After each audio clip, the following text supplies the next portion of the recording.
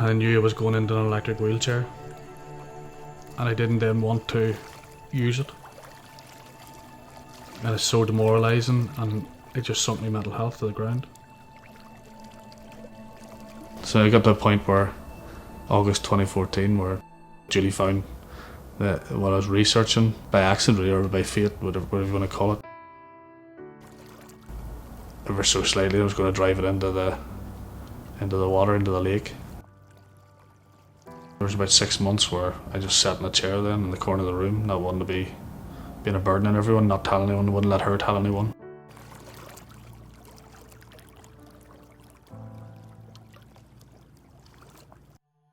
About 2 days before we were due to fly home, we'd literally just flown out of Sangen, where we'd been for the 6 months.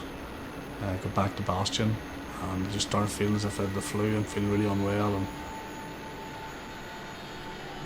there was suspicion that I had Q fever. They hadn't run the tests. I didn't really find out it was Q fever until I was home and was back up at Heartlands Hospital in Birmingham at the end of October 2010. Initially I could walk 500 metres when it first happened, and then I would be at the collapse. And then it just gradually got worse, and I ended up in all sorts of mobility, scooter, the crutches. I used it twice, and I got stopped twice, and people thought I'd stolen it because I was a young person in a mobility scooter going around, because I still looked healthy on the outside. It all became a direct comparison from the early days that people judge with their eyes. So what they can see is what they judge you on. So depending on what device you're on and how you look depends on how they interact with you. Kept researching around the Segway. We put a seat on, which allowed me to get around and be up at that sort of eye level again. And to use the Segway, you need some sort of core when you were sitting down. So as my core was getting worse, and there was elements with it where it was illegal to use in certain places. Battery went dead, it would fall over and stuff like that. And you couldn't travel with it because you couldn't take that batteries on the plane. As much as it was enabling, it became disabling at the same time because you couldn't use it in certain places. There was all these sort of elements that were coming in that said something needs to be done, because I knew it was getting worse. I knew it was going to have to end up in something different in the short term. And then as things get worse, where was it going to end up?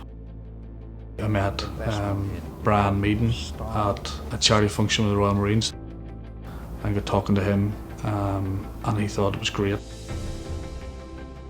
It was all about seeing if they could help me, and basically Brian found the university which he had been to, got a meeting with them, and sort of mentored me then going through it, because he thought this was a great idea to try and get something better. Birth came out of need, but then it came out of a Royal Marines charity event, to meeting someone, to get into the right place, to then coming back to the Royal Marines charity, who then helped fund the first initial part. The MRC up in Sheffield, I mean, they've done an awful lot for us, which is great, and they're amazing designers to get to where we are. And now we've got a device that really will outshine everything that's there, and help people be more independent. Victor's been designed by users at the start, people who are in wheelchairs, rather than going, right, it's medically designed and engineering designed and that's it. I was able to teach Mason to ride his bicycle. Because I was up higher, I was able to have my hand beside and go alongside him, and that was great.